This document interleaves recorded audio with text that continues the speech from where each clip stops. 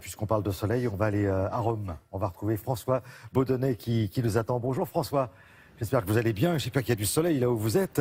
Enfin, on ne va pas parler de l'Italie aujourd'hui. On va aller plutôt du côté de Malte. Parce que figurez-vous, et là je m'adresse à ceux qui nous regardent là aujourd'hui, il y a de plus en plus de monde à Malte.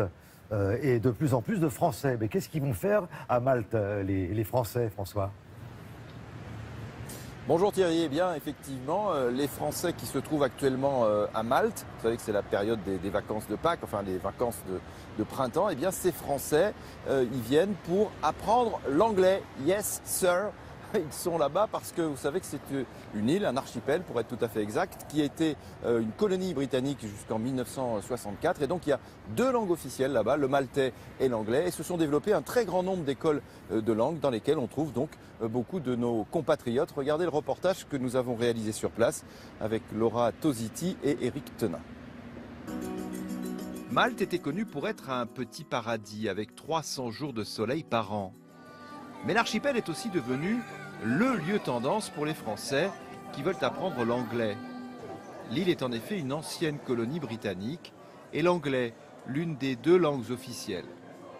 Clément da Silva est français. Il a créé une start-up à Malte pour aider nos compatriotes à s'y retrouver dans la jungle des écoles de langue.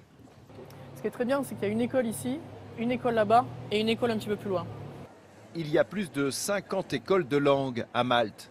Son application met en contact les Français avec les établissements les plus adaptés à leurs demandes. On discute, voilà, qu'est-ce que vous souhaitez faire, vous avez quel âge, combien de temps vous souhaitez rester. Et nous, par rapport à cet échange, on leur propose du coup 2, 3, 4 devis d'école qui leur correspondent.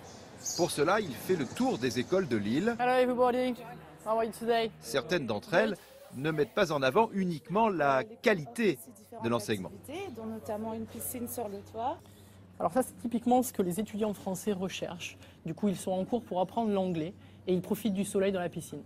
À Malte, on trouve des écoles de toute taille. En pleine saison, celle-ci peut par exemple accueillir jusqu'à 1800 étudiants, dont plus de la moitié de Français.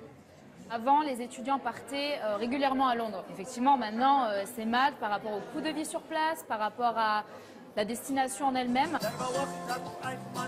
Les Français sont en effet aussi attirés par le faible coût de la vie à Malte, par la beauté et par l'histoire de cet archipel européen à 2 heures d'avion de la France.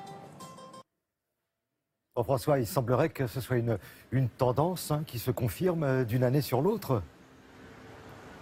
Absolument, il y a de plus en plus de Français qui viennent apprendre l'anglais à Malte. Pourquoi? Parce que le coût de la vie, on l'a dit, est légèrement plus faible, en tout cas même beaucoup plus faible. Le coût de l'enseignement de l'anglais est un peu plus faible par exemple que ce qu'on peut trouver au Royaume-Uni. Et puis on peut imaginer qu'avec le Brexit, Thierry, eh bien, il y aura effectivement de plus en plus de Français qui iront à Malte, puisque là-bas c'est l'Europe et c'est l'euro.